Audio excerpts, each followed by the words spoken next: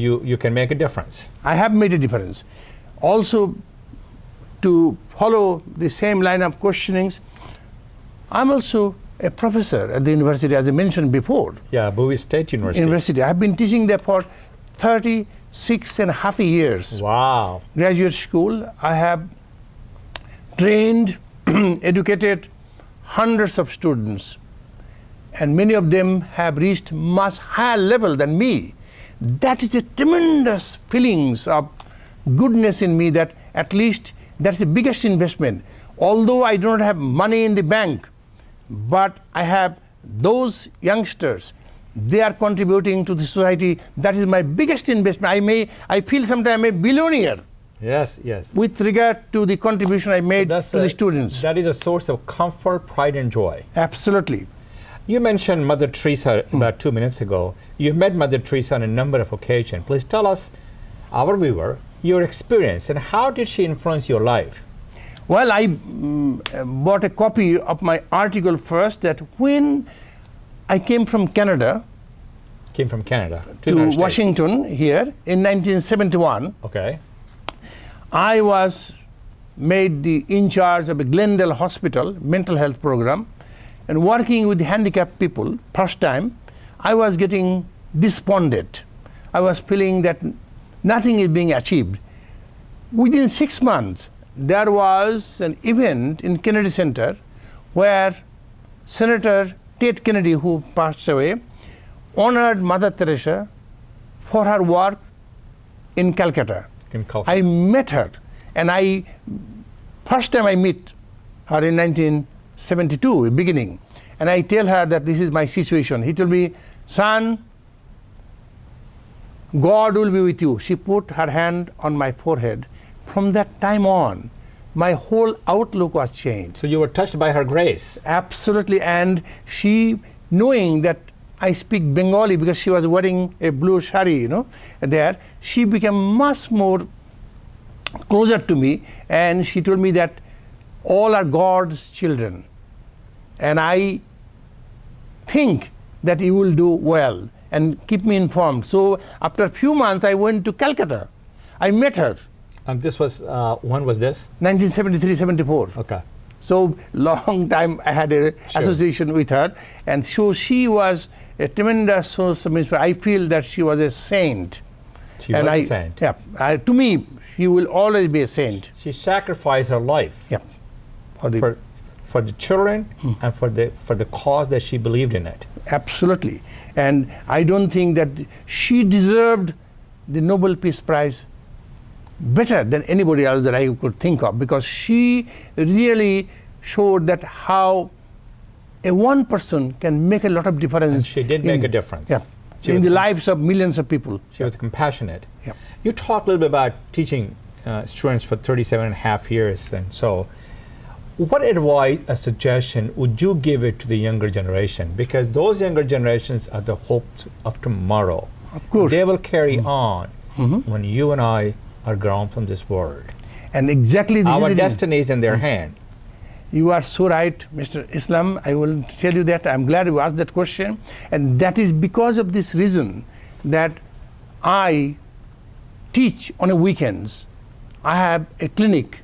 I practice Monday till Friday, called Family Diagnostic and Therapeutic Center in nation's capital, and weekend I teach graduate school. Why I do? Because I want to make a difference. If I can inculcate into them about the services, because most of my job is to help them to become better counselors, better psychologists, better social worker, to help people. So that, you are so right, they are the future of our society. So if I can make them to understand, if I can, from my own experiences, I can teach them that if I can reach this stage. I will give you one beautiful example about that, how I got appointed in the White House. When I was first interviewed in 1989, I was the first Indian American appointed by President Bush to become the Executive Director of the President's Committee on Mental Retardation. Mental retardation. Yeah, on that tab. That I served for 3 years in that capacity. So during the interview in the White House, they asked me that, what strength do you bring? I said, accent. Oh, they were all startled. Accent. So I tell them that, do you know there is a product called Accent is available in the market that is used to tenderize meat. Oh. I will use my accent to tenderize the heart and souls of people I'll be meeting. Wow. Who can refuse the position you tell me on that? I don't Accent. think I would have refused to appoint you to that such a prestigious So job. I even tell the Henry Kissinger, with his accent, become Secretary of State. If I would have been born, I would have been the President of the University of America. And that's a wonderful thing to do.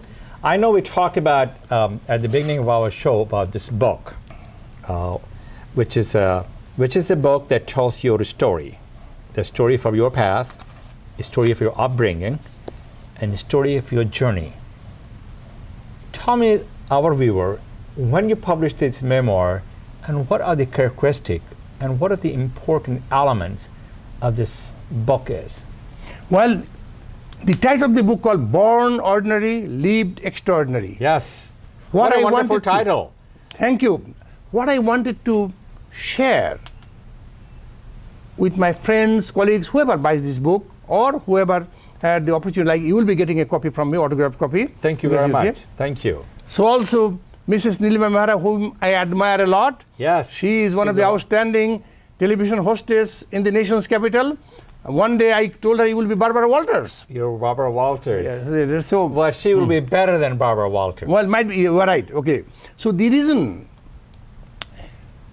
a person who is ordinary can aspire to be extraordinary. You do not have to have lots of money to achieve in life. I want to show to the lots of people that if you are hardworking, dedicated, you have a goal, healthy goal, and you work with people with determination, you can achieve anything in life. And also one more thing that I shared is that life is very short Yes, we have very short time on this planet. on planet. We have to leave something behind. Another thing I talked about, I never criticize anybody in my life. To me, Indians have done tremendous job in this country, but we had been lagging behind in that particular arena. But I'm so proud to say that younger generation have come a long way. They are playing a very important, vital roles. So many Indians have been appointed by Obama administration. Yes. Obama has appointed some very, very bright people. Rajiv Shah, younger man, Yes. who will be heading USAID.